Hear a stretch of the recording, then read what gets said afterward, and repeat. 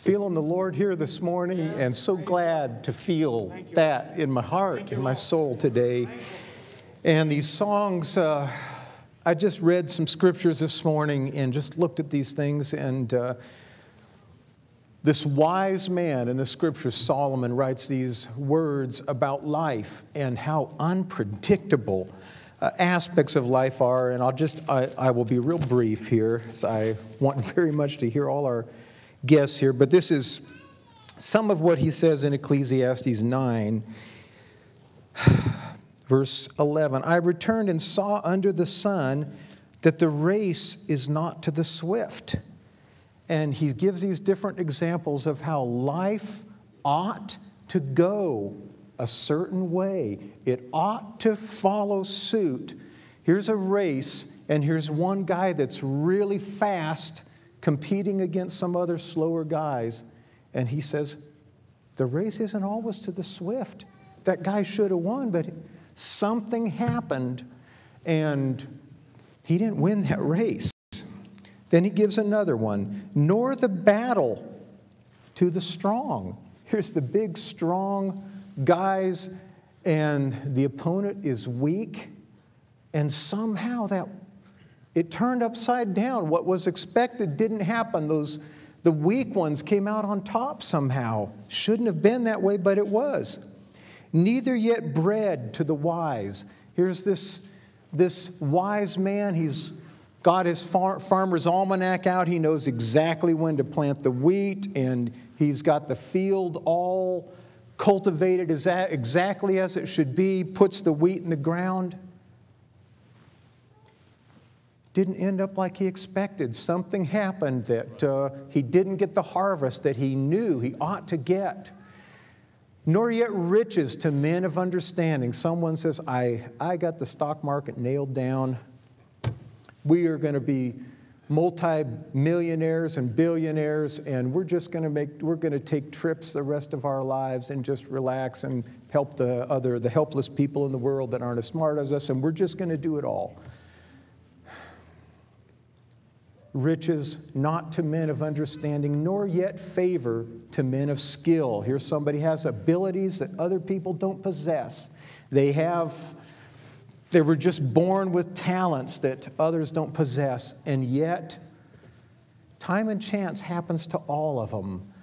So things happen in life unexpected. I don't know why it happened. And Solomon, in one of these verses in the book of Ecclesiastes, he says, I ask the reason why. Why? And he concludes this book of Ecclesiastes with these words. Here's the conclusion. Fear God. Let me read it correctly.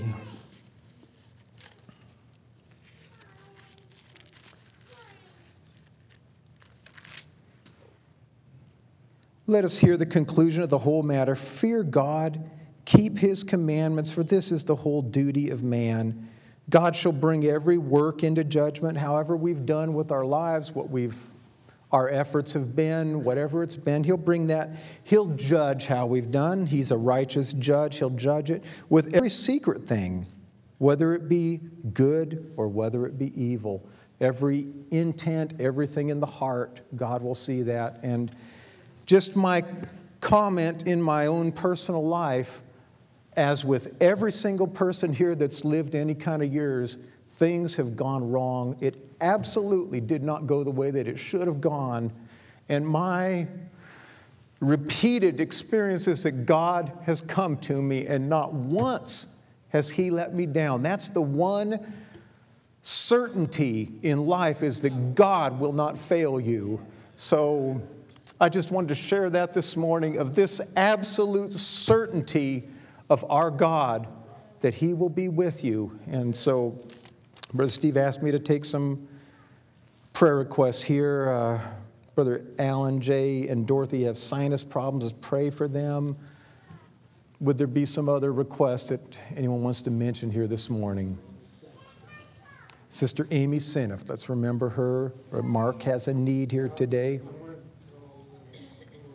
Maybe you can wait here on that. What do you say? Any other? Brother Craig Bowman, let's still pray for Brother Craig. And Yes. This would be a good moment to let everybody know. I talked to Sister B. Just will you pray, and as you're praying, be thinking about it. Probably from this last surgery, it's possible in a couple of weeks. Don't know the exact time frame that they may be releasing Brother Craig from the hospital to come back to Tennessee.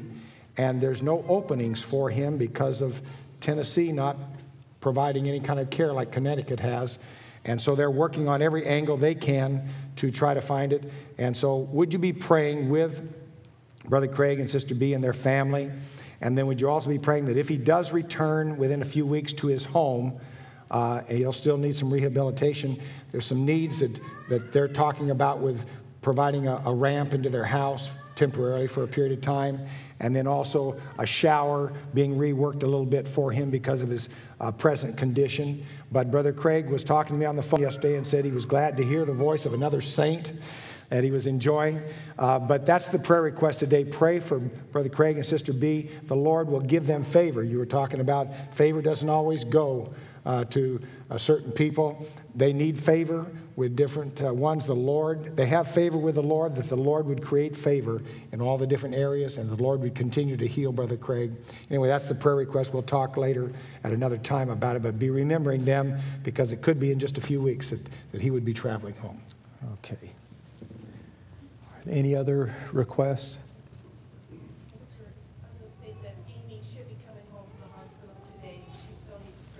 All right, let's remember Sister Amy. Yeah, Brother Wade. It's not that huge, but especially like that, but I ruptured my eardrum probably, my left eardrum probably the fourth time, and it tore pretty good. It may not, it might heal, but it may not. Maybe some or part of the prayer part of here and that here. I just kind of, just selfishly, I kind of like that, not that. I'd like to be able to hear out of that area. All right, let's pray for Brother Wade's problem with his hearing right now, with his ears. Let's remember that.